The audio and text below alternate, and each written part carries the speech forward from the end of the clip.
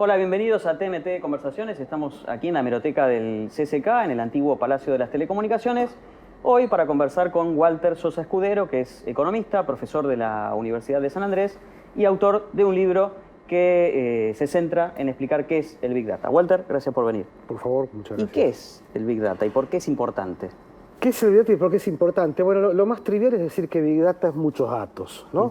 Pero en realidad no son, si uno se queda con eso, se piensa que es más de lo mismo y que si antes teníamos pocos datos y ahora tenemos muchos datos, entonces tenemos que estar necesariamente mejor.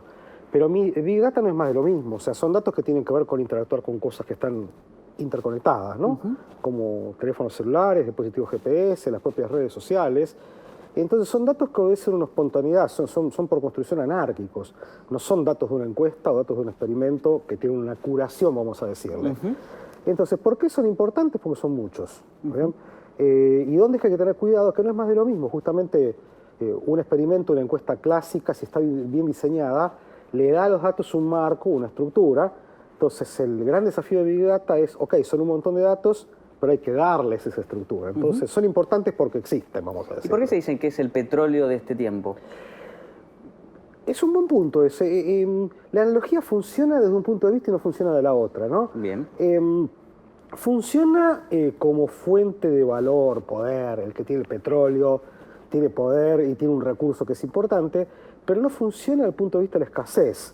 O sea, es como que si en vez de petróleo lo que descubrimos fue hacer renacer a los dinosaurios que hacen el petróleo, entonces es un recurso que es cierto que tiene de importante, pero no lo tiene de escaso, todo lo contrario, más bien tirando el libro universal lo de los datos.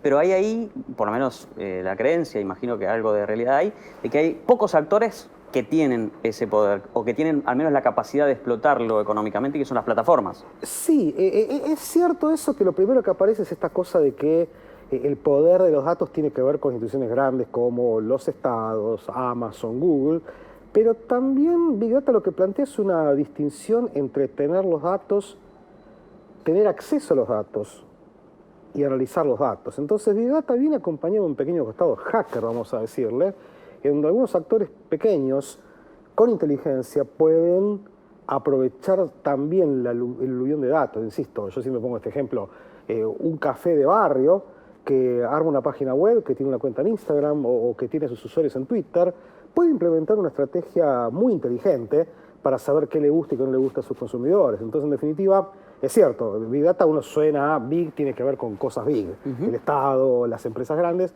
pero resulta que el uso le deja espacio a gente inteligente que son pequeños.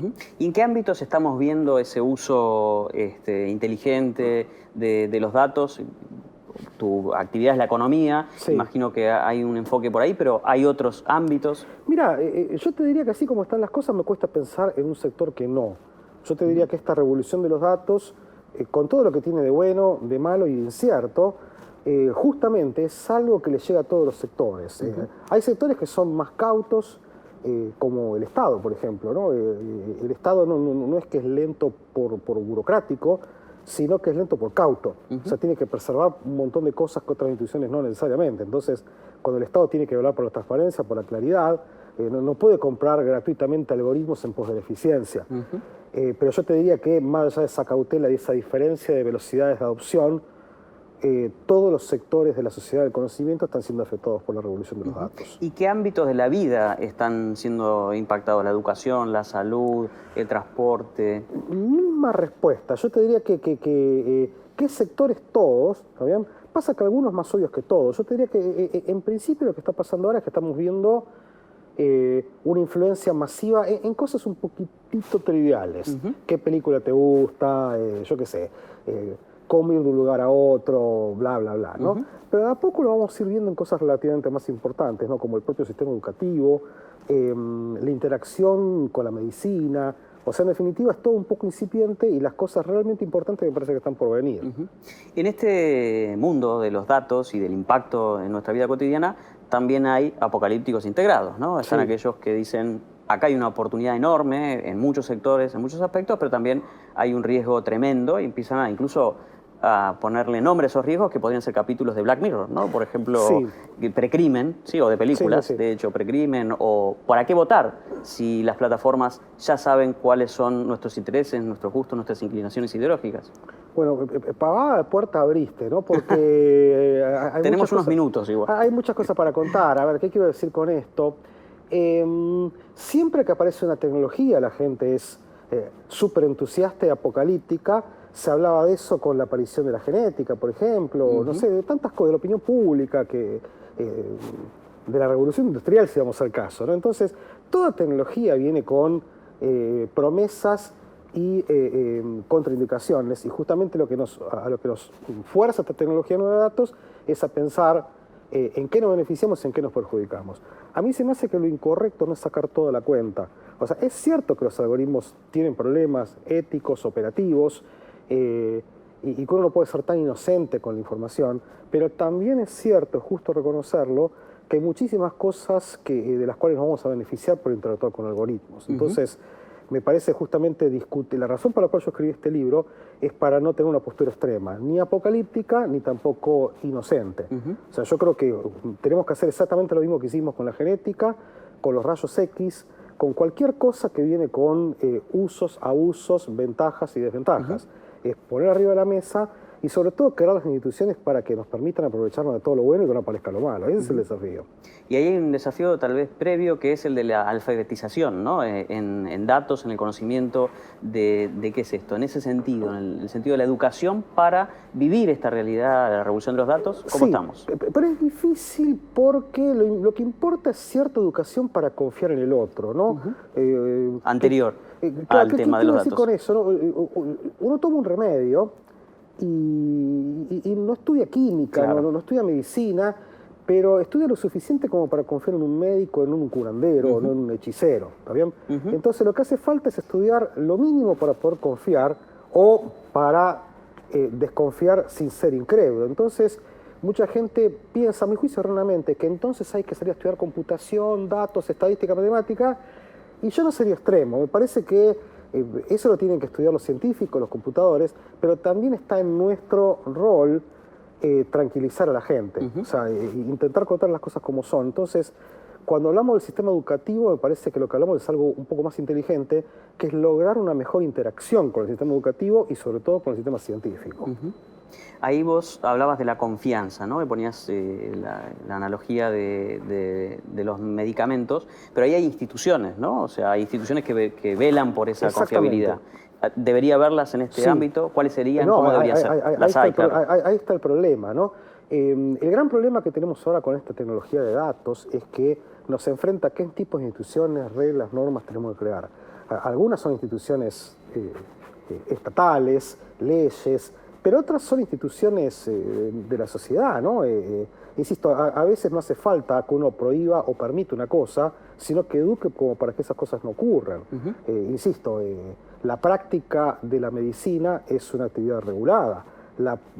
El ejercicio de la fe pública a través de la contabilidad es una práctica regulada, y son cosas que no son obvias que están reguladas. Insisto, más bien que uno quiere que lo atienda un médico que tiene un título, pero me parece que la gran pregunta que tenemos históricamente es qué cosas tenemos que ceder y tienen que estar reguladas y cuáles no. Entonces, lo hicimos con la medicina, lo hicimos con la contabilidad, lo hicimos con la escribanía en su momento. Entonces, me parece que con esto pasa exactamente lo mismo. Tenemos que preguntarnos cuáles son las instituciones o las normas sociales o escritas que queremos que nos protejan.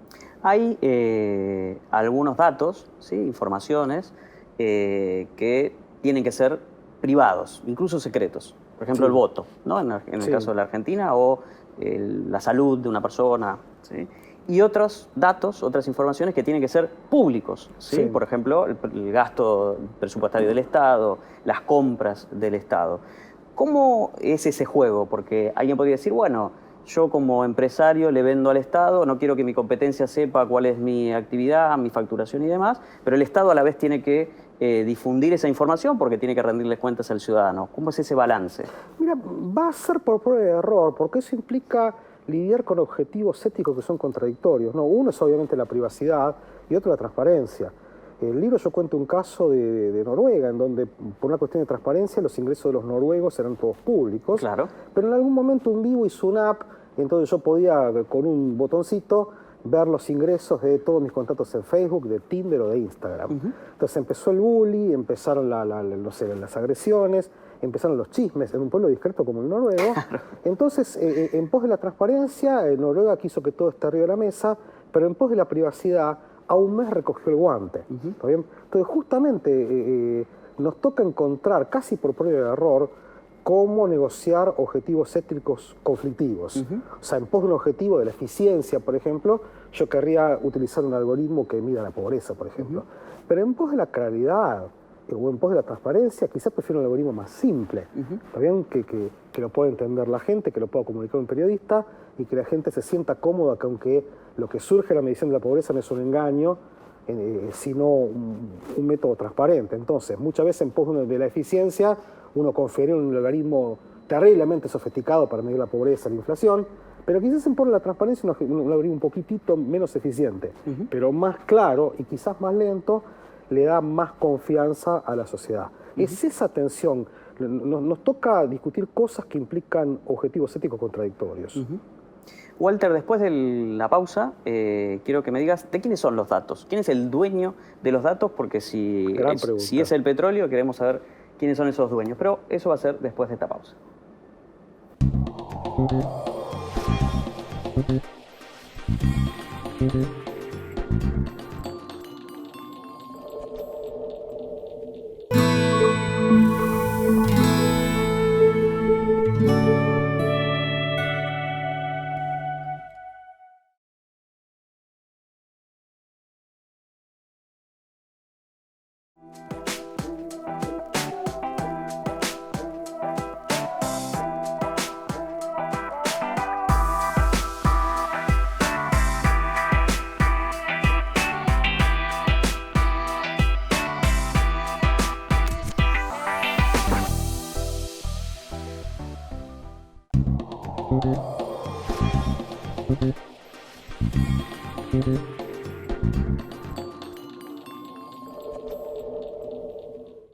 Seguimos en TMT Conversaciones, charlando hoy con Walter Sosa Escudero, es profesor de la Universidad de San Andrés, economista, y acaba de escribir un muy interesante libro sobre Big Data. Walter, ¿quiénes son los dueños de los datos? ¿Google, Facebook o las personas que generamos esos datos?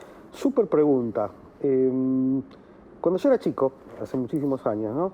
Yo andaba con mis discos abajo del brazo, que ahora le dicen vinilos, pero bueno, para mí fueron los discos, ¿qué tanto? Y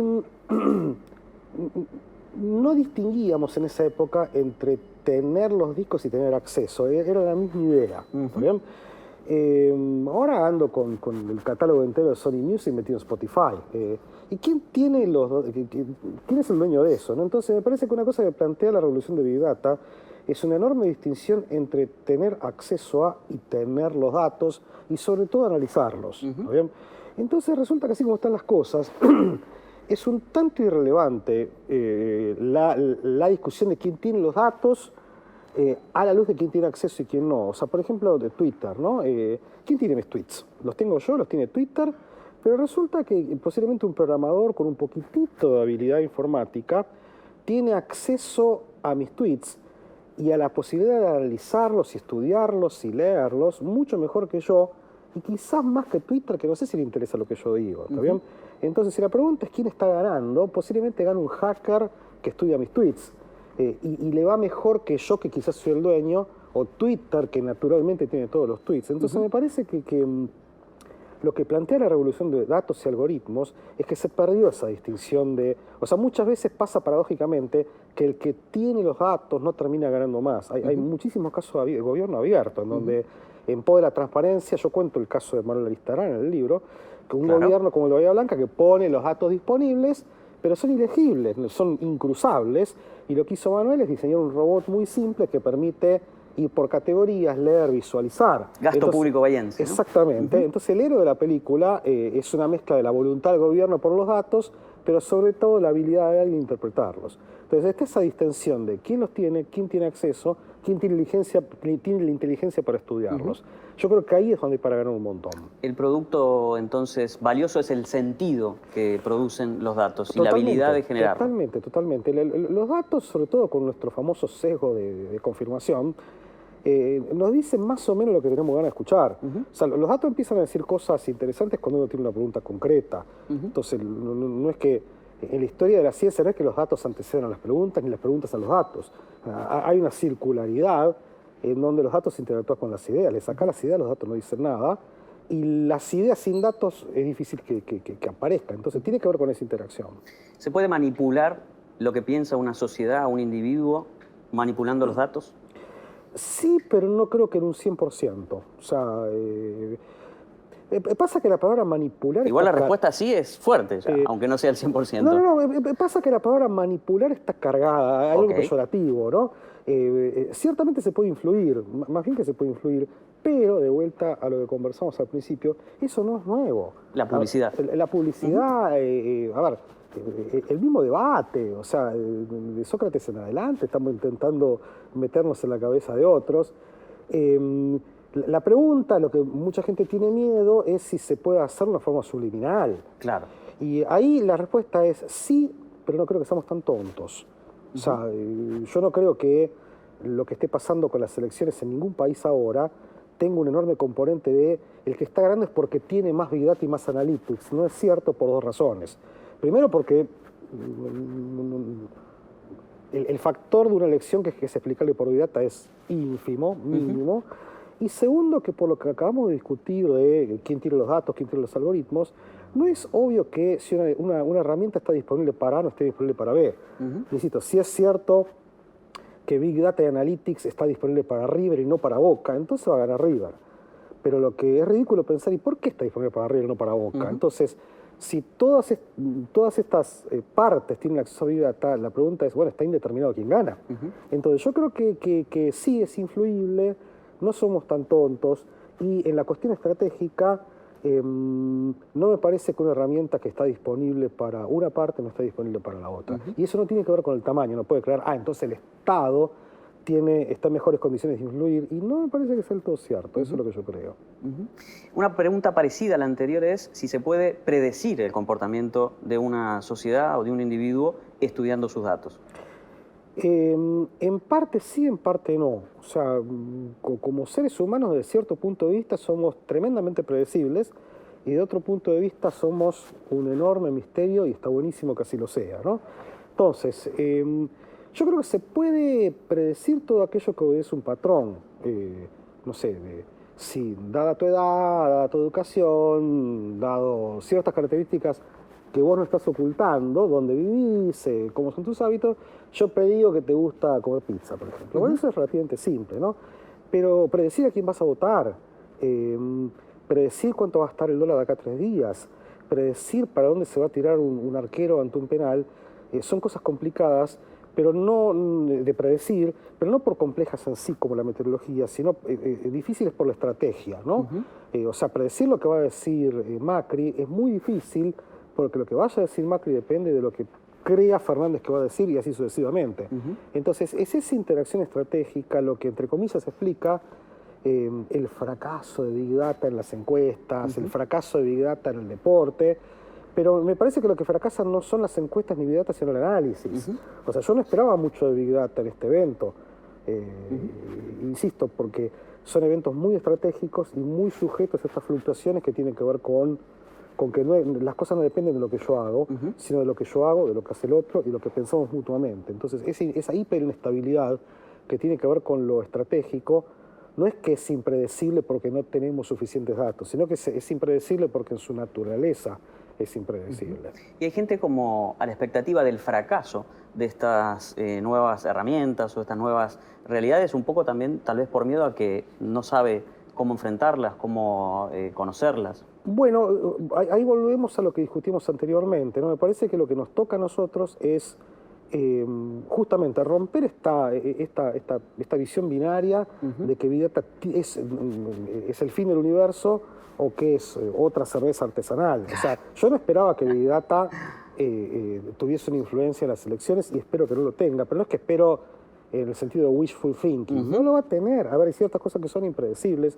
hay ciertas cosas que exceden o cuya complejidad no tiene que ver con la falta de datos, y hay otras cosas que sí. Entonces, insisto, Hay gente esperando que fracase Big Data, como había gente esperando que fracase la genética, los rayos X, yo qué sé, la revolución industrial, ¿no? Pero, insisto, me parece que se trata de ver qué tiene de bueno, qué tiene de malo y sacar correctamente la cuenta. ¿Hay un solo planeta para el Big Data o hay una geopolítica de los datos donde hay naciones subdesarrolladas, naciones desarrolladas, unas condicionando a otras? Sí, pero volvemos a alguna respuesta anterior también, que me parece que esto tiene que ver con... posiblemente se aprovechen relativamente más países que tienen más limitaciones, insisto. Nosotros somos un país de desarrollo intermedio, por ejemplo, y tenemos un sistema de encuesta que nos permite, no sé, monitorear la pobreza, ¿está bien? Pero reproducir esa estructura institucional en un país como Ruanda es imposible. Y una cosa que yo cuento en el libro es cómo con estrategia de Big Data un país como Ruanda tiene muchísimo para beneficiarse de apelar a encuestas no sistemáticas. Entonces, misteriosamente, es cierto que hay más maquinaria, más algoritmos, más recursos en países muy desarrollados, pero también es cierto que este costado hacker de Big Data hace que regiones relativamente pobres puedan beneficiarse enormemente de este tipo de estrategias. Y además la otra cosa que tiene Big Data es que se reproduce fácilmente. O sea, si yo lo hice para Ruanda, lo puedo hacer para otros países, es lo que quiero decir. Walter, ¿por qué decís que es importante la comunicación en el tema del Big Data? Mira, se habla ahora de ciencia de datos, como si fuese algo relativamente nuevo, y de cierto punto de vista es un nombre nuevo para lo que antes era la estadística, la computación, la matemática, y mucha gente dice, bueno, mira, este es un nombre simpático que me he inventado, pero si la ciencia de datos tiene chance de existir más allá de la estadística, la computación, tiene que ver como proceso integrador de cosas que antes estaban muy estancas. Antes nosotros veíamos el proceso de análisis de datos como un proceso separado. Está el que tiene las ideas, el que se le ocurre que hay que buscar datos, el que los tiene, el que los procesa, el que los estudia, y el que los comunica a la comunidad científica, y el que los comunica a la comunidad. ¿Está bien? Y resulta que donde la ciencia de datos sí existe, tiene que ver con esto, es que en una empresa, en una institución, un buen equipo de ciencia de datos cumple todos esos roles interactivamente. Es importantísimo que en todo proyecto de ciencia de datos todo empieza comunicando algo, como si todo empieza con alguna idea. Los datos no producen cosas por generación espontánea. Alguien huele, se me hace que para sacar una tarta de manzana estaría bueno conseguir datos. Se me hace que para implementar, no sé, la asignación universal por hijo estaría buenísimo ver qué pasa en la práctica. Entonces todo empieza con alguien comunicando algo y termina con alguien comunicando. Entonces, en definitiva, comunicando porque quiere convencer, porque quiere bajar el miedo, etcétera, etcétera. Entonces, es raro, pero me reconforta ver gente de las ciencias duras, ¿no? De la matemática, la computación, estudiando el lenguaje visual, por ejemplo, o también estudiando cómo comunicar efectivamente, cómo escribir. Y también me reconforta ver gente de la antropología, la sociología y la política incorporando herramientas a la programación. Entonces, tiene que ver con esa interacción y la comunicación es una parte súper estratégica en los procesos de ciencia de datos, sobre todo la comunicación visual. Walter, muchas gracias. Por favor, muchísimas gracias. Estuvimos aquí en el CSK, en la hemeroteca, conversando con Walter Sosa Escudero, que es profesor de la Universidad de San Andrés, economista y autor de un libro que recomendamos mucho sobre Big Data.